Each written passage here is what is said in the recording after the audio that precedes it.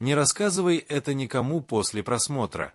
Люди в деревне шептались, что старый лесник умер один много лет назад, но его дом по-прежнему дымил по ночам, будто в нем кто-то жил. Когда я нашел его дневник среди треснувших досок и запаха смолы, кровь стыла от первых строк: «Топи камин 40 ночей подряд». Не меньше, не больше. И не смотри в окно в последнюю ночь. Я думал, это просто суеверие усталого от жизни человека. Но на 39-ю ночь в лесу начали возвращаться звуки, шаги между елками, как будто кто-то долго ждал меня. А когда настала 40-я, огонь в камине стал светить не теплым оранжевым, а глубоким синим светом, и тени вокруг не падали, они вставали. Я мог уйти, но не ушел, потому что хотел узнать, что скрывает последняя ночь, и почему он просил не смотреть в окно. Перед тем, как начать это путешествие по сибирской тайге, мне нужна ваша поддержка, друг. Если вам за 40, как и мне, вы знаете, что такие истории исчезают, их забывают. Каждый подписчик этого канала – это гарантия того, что я продолжу приносить вам эти редкие повествования. Без вашего лайка, без вашей подписки алгоритм может стереть этот канал с вашего экрана навсегда. Напишите в комментариях, из какого города или страны вы смотрите сейчас. Это мотивирует меня продолжать. Нажмите на колокольчик, поставьте лайк, потому что завтра может быть слишком поздно. Эти истории зависят от вас, чтобы выжить. Пойдем вместе. Я приехал туда поздней осенью, когда воздух уже пах ледяной водой и старой корой, а солнце садилось так рано, что день казался коротким вздохом. Изба лесника стояла на краю забытой тропы, словно приросла к земле корнями, потемневшими от дождей. Вокруг ни одного следа, только глубокая тишина, в которой слышно, как шевелится древесная пыль. Дверь скрипнула, будто обрадовалась гостю, и я вошел. На столе толстый дневник, обвязанный ремнем. На первой странице короткая надпись неровными буквами: «Кто прочитал, продолжит». Я усмехнулся. Наверное, он был склонен к драме. Но чем дальше я листал, тем тяжелее становился воздух. Лесник писал о ночах, когда слышал под окнами шорох тех, кто не должен ходить по снегу. Он не уточнял, кто они, но с каждым абзацем становилось ясно, эти существа знали его имя. Я решил проверить легенду. Развел огонь, бросил 2 толстые поленья. Пламя вспыхнуло, и запах хвои наполнил комнату, словно лес вошел вместе со мной. Первая ночь прошла спокойно. Только под утро я услышал глухой удар, будто кто-то прислонился к стене снаружи. Я списал это на ветер. Вторая ночь принесла странный сон. Будто лесник стоял у дверей, борода виняя, глаза пустые, но живые. Он поднес палец к губам. «Молчи. Считай ночи». Я проснулся в холодном поту. Огонь почти погас. Я в панике подбросил дрова. Снаружи будто кто-то тихо засмеялся. На 6-ю ночь снег начал падать хлопьями, большими и медленными, словно время само замедлилось. Я перестал уверенно верить, что в дневнике лишь бред. Каждый вечер перед растопкой я чувствовал взгляд со стороны леса. Стоило выйти — никого. Но следы на снегу появлялись, как будто кто-то ходил вокруг кругами, оставляя узор, похожий на руны. К 10-й ночи я заметил, что изба изменилась. Доски стали светлее, потолок выше. Казалось, что дом молодеет от огня, словно дрова не только грели, но и возвращали силу чему-то невидимому. В дневнике лесник писал: «Дом живет, когда горит камин». Но в благодарность он забирает тепло не только из дерева. Я не понял, что он имел в виду, пока на 12-ю ночь не проснулся, едва чувствуя пальцы. Камин пылал, а я дрожал, как после ледяной воды. Я продолжал. Дни стали похожи друг на друга.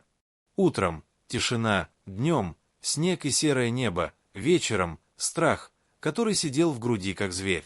По страницам дневника я узнал, что лесник был не отшельником по воле.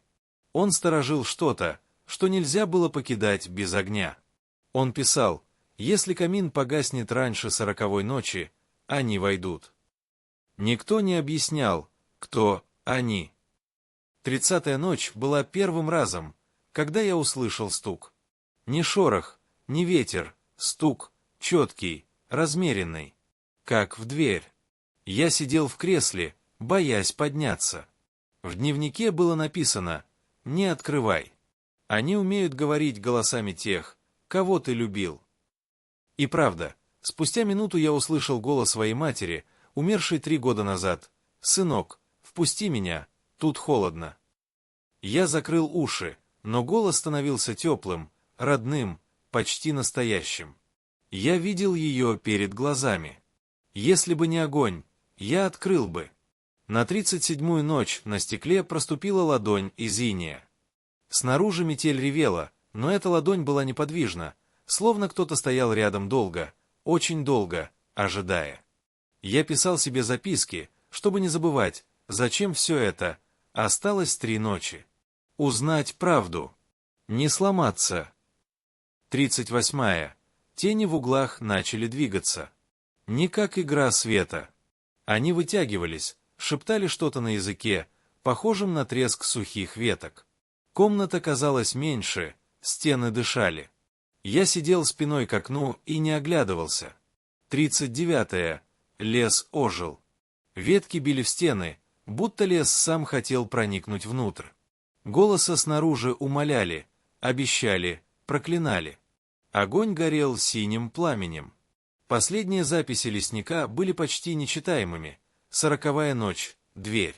Но она открывается не наружу. И вот теперь последняя ночь. Я сижу перед камином. Пламя уже не просто огонь. Оно будто смотрит на меня. В дневнике написано «Не смотри в окно». Но если я не посмотрю, зачем было все это? Что я должен увидеть? Что прятал лесник 40 ночей, пока огонь держал мир на границе? Я слышу шаги за окном. Очень медленные, тяжелые, как будто кто-то большой идет по снегу, оставляя глубокие следы. Сердце бьется так громко, что я слышу его в ушах. Шаги останавливаются прямо у стекла. Я встаю. Я делаю вдох. И поворачиваюсь к окну. За стеклом тьма, но в ней что-то есть. Сначала я увидел только отблеск огня на льду, тонкую линию света.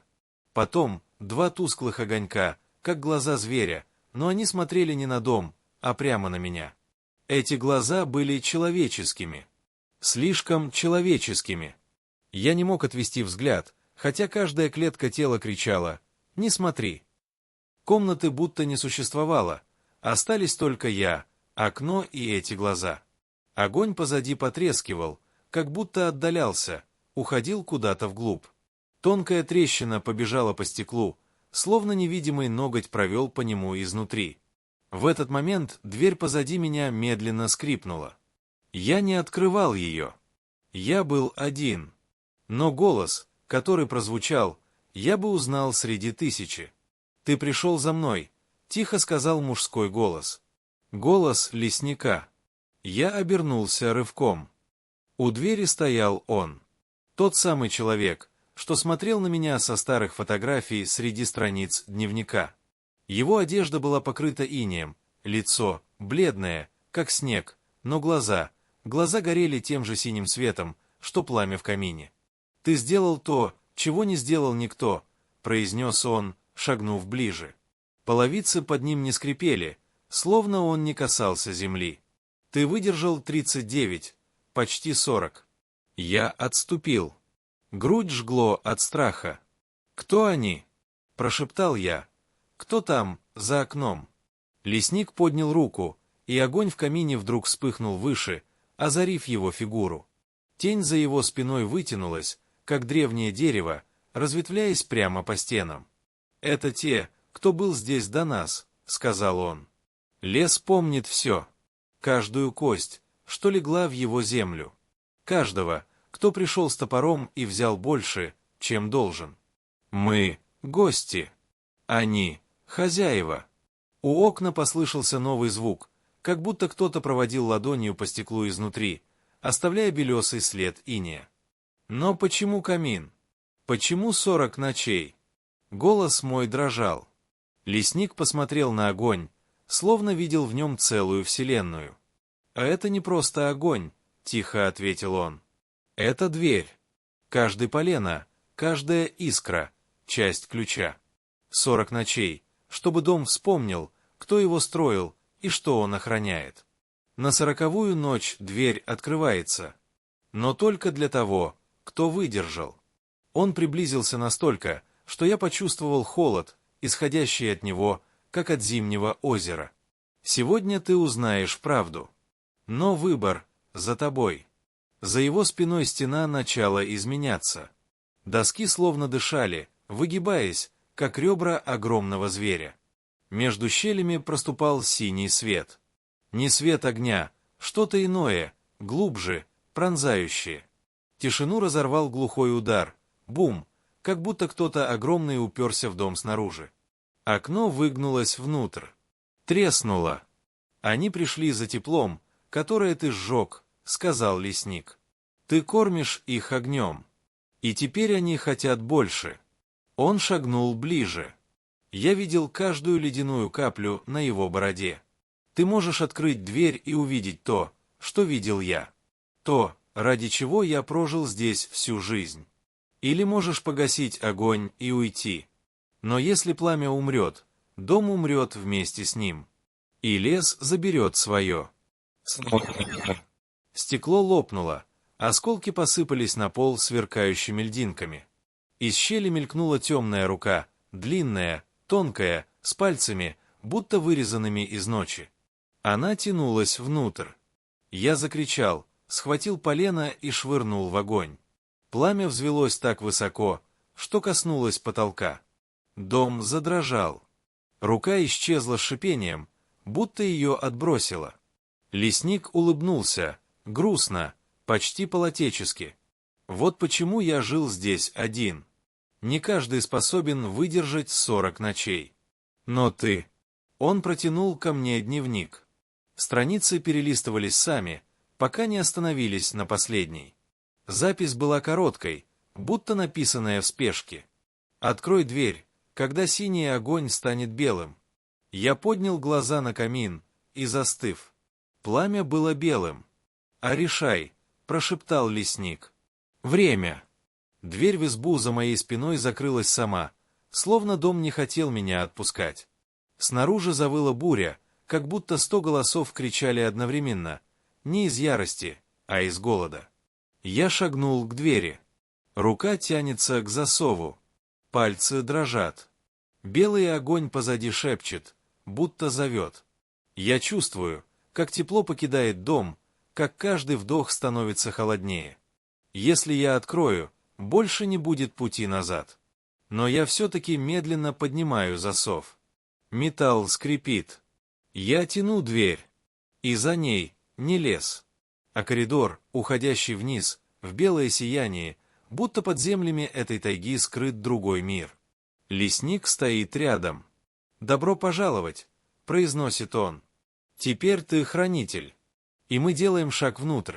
Мы сделали шаг, и дверь за спиной захлопнулась без звука.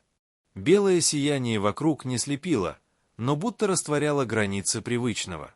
Пол под ногами был не землей и не деревом. Он напоминал гладкий лед, но теплый, словно дышащий. Сквозь него пробегали тонкие линии света, как живые корни. «Это место», — выдохнул я, но слова тонули в густой тишине, где даже эхо отсутствовало. Лесник кивнул, будто ждал этой реакции. Под тайгой есть то, что древнее нас. Мы называли это корнем. Он держит лес и мир. Но корень голоден, он питается огнем. Тот, кто стережет дом, кормит его теплом, чтобы он никогда не проснулся окончательно. Мы шли по коридору все глубже. С каждой ступенью свет становился холоднее, тише. И вдруг впереди возникли тени, вытянутые, человеческие, но прозрачные, как пар над рекой.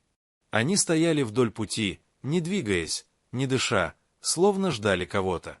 У каждого впавшие пустые глаза, из которых вырывался слабый синий свет. «Кто они?» — спросил я, чувствуя, как кожа покрывается мурашками. «Те, кто не выдержал», — ответил лесник. «Те, кто погасил огонь. Те, кто поверил голосам снаружи.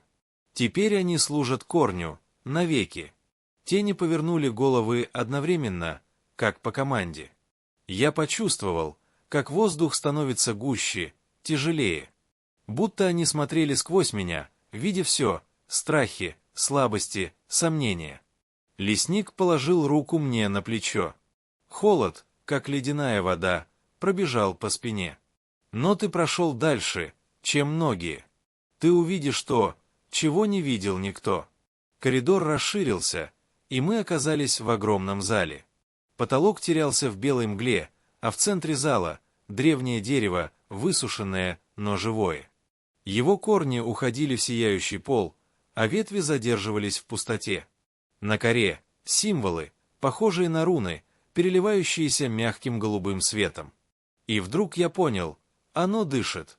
Каждый вздох отдавался в груди, как гул в храме. «Это и есть корень?» — спросил я шепотом. Лесник кивнул. Он помнит каждую ночь, каждый огонь, что мы приносили. Но ему мало. Он растет. И скоро лес уже не удержит его. Если корень проснется полностью, мир изменится. Леса станут тьмой, люди — тенью, огонь — валютой жизни. Дерево зашевелилось, ветви изогнулись, будто почувствовали нас.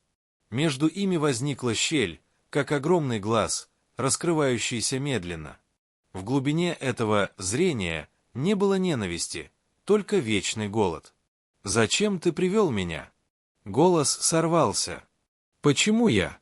Лесник смотрел прямо в меня. Зрачки его светились так ярко, что лицо казалось маской. «Ты нашел дневник. Ты не убежал. Ты не выключил огонь.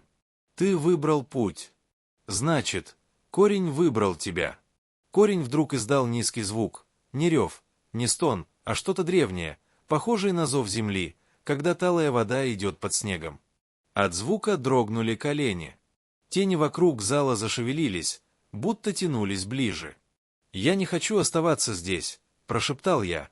«Я хочу домой». Лесник взглянул с печалью. «Дом уже не там. Дом теперь здесь». «Нет». Я сделал шаг назад. «Нет». В этот момент дерево раскрылось полностью, как рваная рана, и из него вырвался поток образов. Зимние ночи, охотники у костров, погибшие люди, которые тоже нашли этот дом, лес, который рос не вверх, а внутрь земли, рождающиеся из корней тени, похожие на тех, что стояли вокруг, и я, один, у камина, счет ночей, пепел на руках, глаза, ставшие синими. «Я стану как ты?» — спросил. Лесник тяжело выдохнул. «Если останешься, да. Если уйдешь, тоже. Но по-другому». «Как?» Ответ прозвучал сразу в голове, не голосом. «Открой пламя. Принеси тепло. Или стань холодом». Корень предложил выбор. Передо мной возникли две ниши в полу. В одной — теплый огонь, живой, шумящий, как память детства. В другой — белый лед, холодный и тихий, как смерть. Лесник смотрел, не вмешиваясь. «Никто не может решить за тебя. Я сделал свой выбор много лет назад. И остался здесь. Один». Я подошел к огню. Он звал, просил.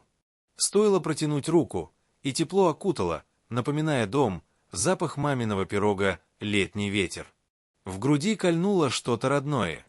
Подошел к льду. Он молчал. Но в тишине было странное обещание, конца страданий, свободы от страха, сна без снов. Я почувствовал, как он почти ласково касается ладони, оставляя белый след. Два пути. Я слышу дыхание корня. Слышу шаги теней. Слышу, как пламя за моей спиной гудит, словно знает ответ. Я делаю вдох. Смотрю на лесника. Он кивает, выбор неизбежен. Я поднимаю руку и тянусь и тянусь к огню. В тот миг, когда пальцы коснулись пламени, оно не обожгло, наоборот, впиталось в кожу, словно теплая вода. В руке вспыхнул свет, пробежал по руке к плечу, в грудь, и сердце ударило так сильно, что тело содрогнулось. Казалось, будто внутри меня кто-то зажег новую жизнь, ярче и горячее прежней. Корень вздрогнул. Его ветви зашевелились, как змеи, пытаясь дотянуться до меня, но огонь внутри отбросил их. Тени вокруг зала отшатнулись, заскрипели, будто недовольные дети, которым отняли игрушку. Лед в другой нише затрещал, будто обиженный.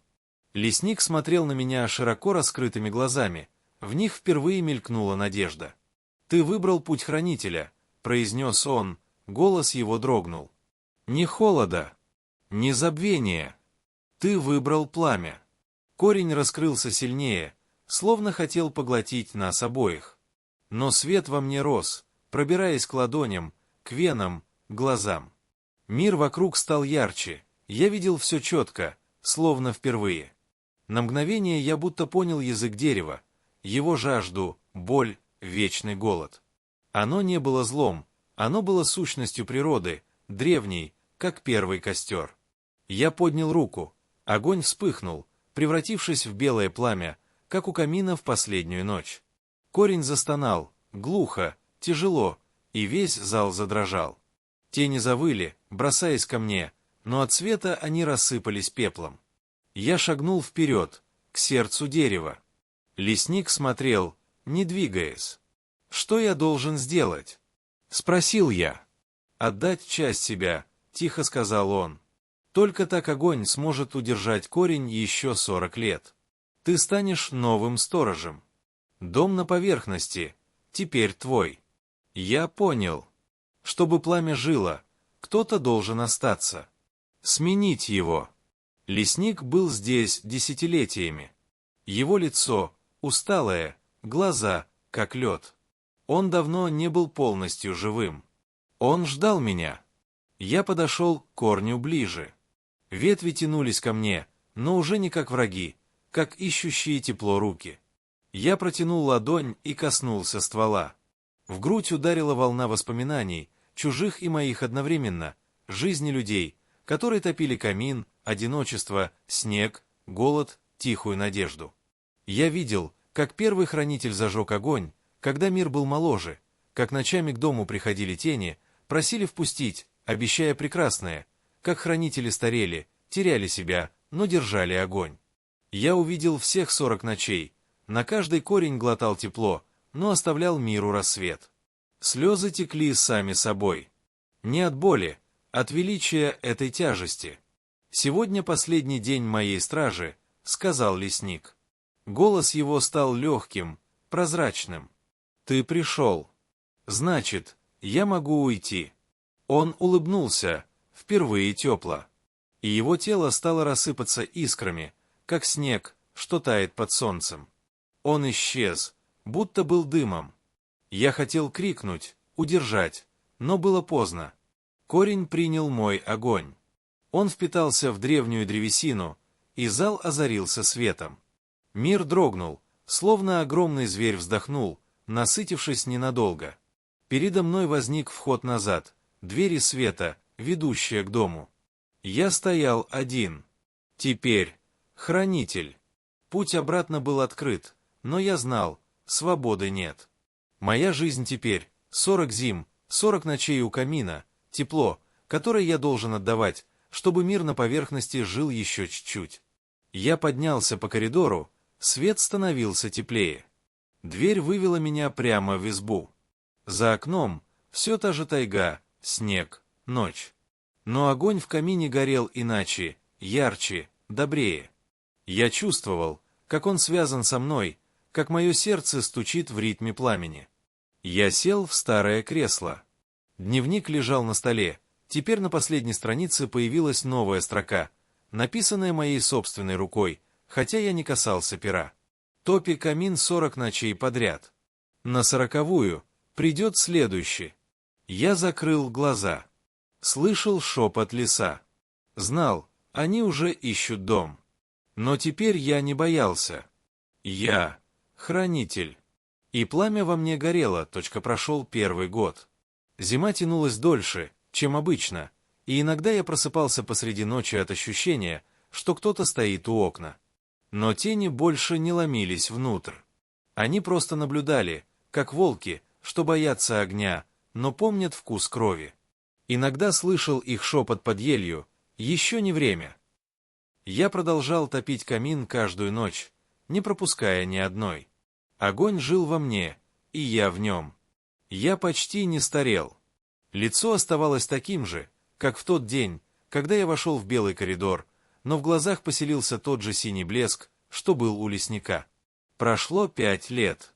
Снег стал для меня роднее, чем земля. Камин ближе, чем люди. Иногда я вспоминал город, шум, друзей, и эти воспоминания оказались чужими, как сны, которые не мои. В доме был только я, и пламя, и дневник, у которого каждая страница теперь знала мой почерк. Я иногда писал туда мысли, не для кого-то, а чтобы не забыть, что когда-то тоже был человеком. 7-я ночь. Тихая. Лес спит. Пламя ровное. 100 раз хотел поговорить, но некому. Я не боюсь одиночества. Я боюсь забвения. Нравится эта история? Тогда не дайте ей потеряться. Знаете, друг, с каждым видео, которое я публикую, мой самый большой страх, что вы не увидите следующее. YouTube показывает мой контент только если вы подписаны и включили колокольчик. Поставьте лайк сейчас. Этот простой жест говорит алгоритму, что такие истории заслуживают существования.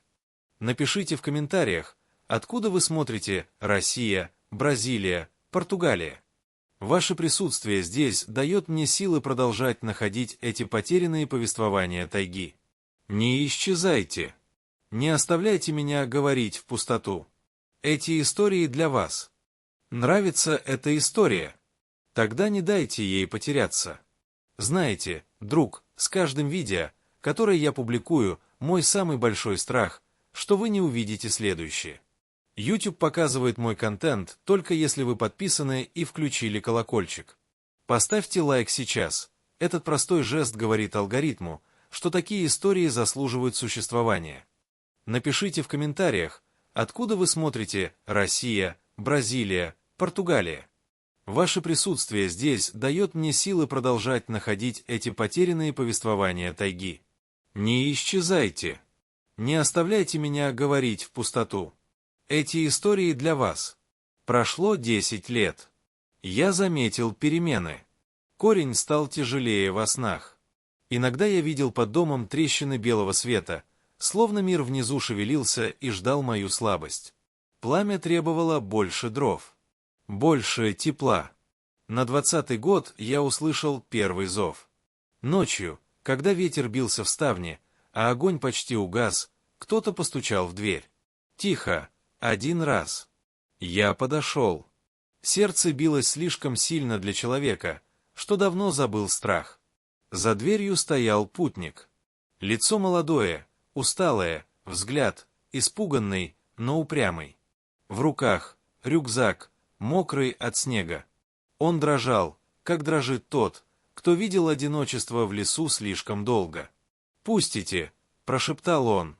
Я заблудился. Я смотрел на него долго. В тишине камин треснул, будто шепча слово «да». Я распахнул дверь. Теплый воздух ударил наружу, обнял путника, и он шагнул внутрь, глядя на огонь с тем же трепетом, что когда-то и я. Он ничего не знал. Но я узнал все в один миг. 40 ночей снова начались. Первые, легкие. Он ел, спал, помогал рубить дрова, расспрашивал о дневнике на столе.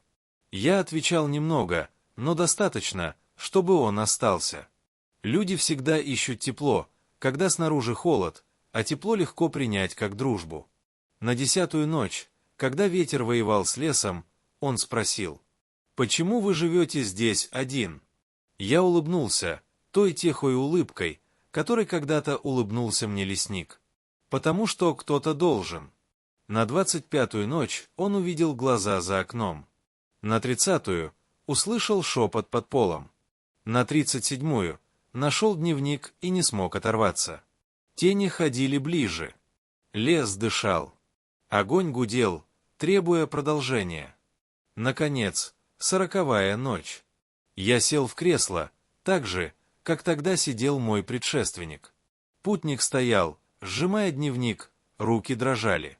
Он читал последнюю страницу, ту самую, что появилась моей рукой. Топи камин 40 ночей подряд. На 40-ю придет следующий. Он поднял взгляд на меня, в глазах ужас и восхищение.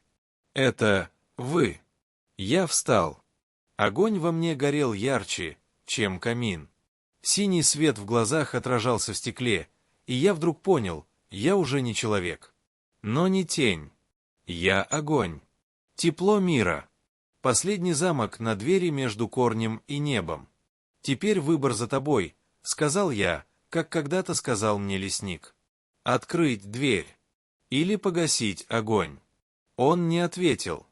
Но я видел, путь начался. Тени за стенами стихли, ожидая. Корень глубоко под землей вздохнул, предвкушая. И тайга снова вошла в цикл, как века назад. Я вышел на снег.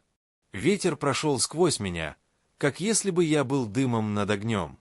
Дом за моей спиной стал маленьким, теплым огоньком в бесконечной зиме. И в этом огоньке новый хранитель, если он выберет пламя. А я шел в лес, растворяясь в белом свете. Не исчезая, возвращаясь туда, откуда вышел мой предшественник. Корень позвал мягко. Дом закрылся за мной тихо. И мир стал немного теплее. На 40 ночей. 38-ю ночь Антон встретил как приговор. Дров становилось все меньше, руки были исцарапаны, глаза налиты кровью от недосыпа. Но он не останавливался. Что-то внутри подсказывало, назад пути нет. Каждый раз, когда он заглядывал в пламя, казалось, что там мелькают образы, чье-то лицо, силуэт в лесу, рука, та самая маленькая рука ребенка, найденного много лет назад у старого оврага. Тогда он не понял, откуда мальчик взялся. Он просто жил с ним какое-то время, а потом исчез. Испарился. Как будто лес забрал его обратно. Теперь Антон понимал, все это было связано. 40 ночей. Почему 40? Почему не 30? Не 10? Он терзал себя вопросами, пытаясь найти хоть какую-то логику. Но дневник упрямо хранил тайну, ни объяснений, ни уточнений, только строки, написанные дрожащей рукой предшественника, 40 ночей. Не прекращай. Если остановишься, потеряешь все. 39-я ночь стала самой тяжелой. На улице поднялась буря, ветер выл, будто сотни зверей, пытающихся прорваться в его хрупкий мир. Снег барабанил в ставни, и Антон чувствовал, как холод пробирается сквозь стены, едва камин ослабевает. Он подбрасывал поленья одно за другим, боясь даже на секунду ослабить пламя. Древесина трещала, огонь взвивался, будто сопротивляясь невидимой тьме. В какой-то момент он услышал шаги за окном. Тихие, но уверенные. Слишком уверенные для зверя. Антон замер. Треск огня стал громче, будто защищая его. Шаги остановились прямо у двери. Потом медленный скрип, словно кто-то провел ногтем по дереву. Антон хотел окликнуть, но голос пропал. Он только слушал, сердце грохотало, будто выстрелы в тишине. Ни один сосед не мог быть здесь, ближайший поселок в 30 километрах. Кто тогда? Дверь едва заметно качнулась. Потом снова. И снова. Будто кто-то проверял, заперта ли. Он подошел ближе, взяв карабин. Не открывал. Не смел. Спустя минуту шаги растворились в завывании метели. Но внутри осадок остался, как ком в горле. 40-я ночь наступила почти незаметно. Антон давно перестал чувствовать время. Дни сливались, ночи становились похожи одна на другую. Но внутри он знал. Это она. Он разложил последние дрова. Пламя поднялось выше обычного, как будто тоже знало о приближении развязки. Тени на стенах вытягивались, скручивались в странные фигуры. Антону стало казаться, что они шепчут. Слова были неразборчивыми, но в них звенела тоска, зов. Вдруг ветер стих. Резко, как будто кто-то выключил звук мира. Наступила тишина, плотная, давящая, будто воздух стал густым. Антон почувствовал, как волосы поднялись на затылке. Камин вспыхнул ярче, и в огне он увидел силуэт. Детский. Тот самый мальчик. Но теперь его глаза были нечеловеческими. В них лес. Бесконечный, старый, живой. Мальчик улыбнулся, тихо, печально. «Ты вернулся», — выдохнул Антон.